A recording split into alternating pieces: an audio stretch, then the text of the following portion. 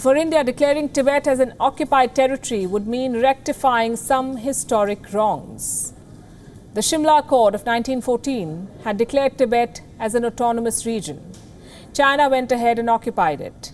Guess what India did? Over the years, from Nehru to Vajpayee, India has recognized China's claim over Tibet. New Delhi even signed a joint declaration with Beijing that opposed the call for Tibetan independence. Here's a detailed report on India's historical wrongs.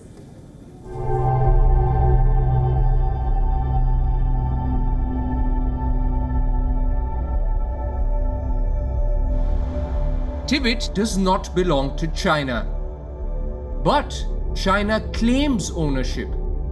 On what basis? History and some historical mistakes. Mistakes that India was very much a part of. Let's go back to the years we have no colored photos of. 1913. Tibet declared independence. But facing the Dalai Lama's government were two big problems: the lack of stability and recognition. So, Tibet reached out to Britain. The Shimla Agreement established the McMahon Line. It also divided Tibet into inner and outer regions.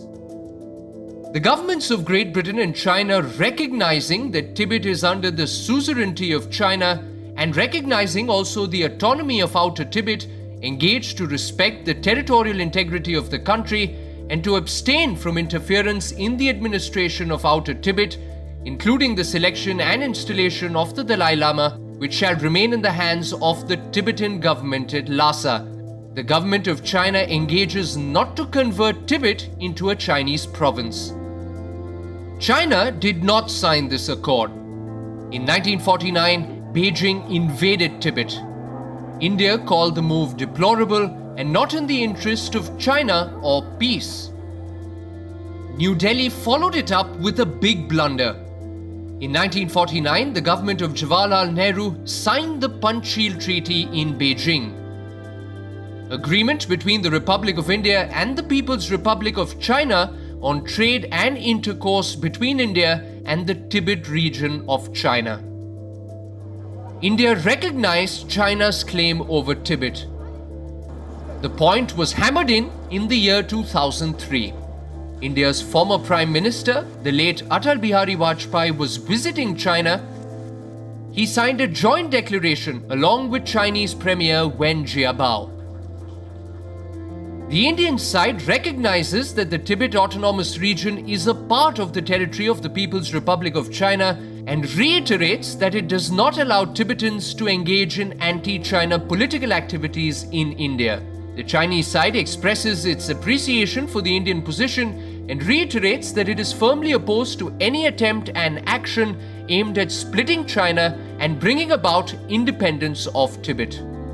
While the two leaders agreed on the fate of a third nation, they could not reach a common ground on the issue of the common border. The two sides exchanged views on the India-China boundary question and expounded their respective positions. They reiterated their readiness to seek a fair, reasonable, and mutually acceptable solution through consultations on an equal footing. 17 years on, there is no equal footing. Tibet, meanwhile, is facing the blows of historical wrongdoings. What was the use of the Shimla Accord? Tibet was annexed. China violated the McMahon Line. The India-China border region has become a hotbed of conflict. The LAC is still neither defined nor demarcated. Beijing continues to make use of every opportunity to grab land.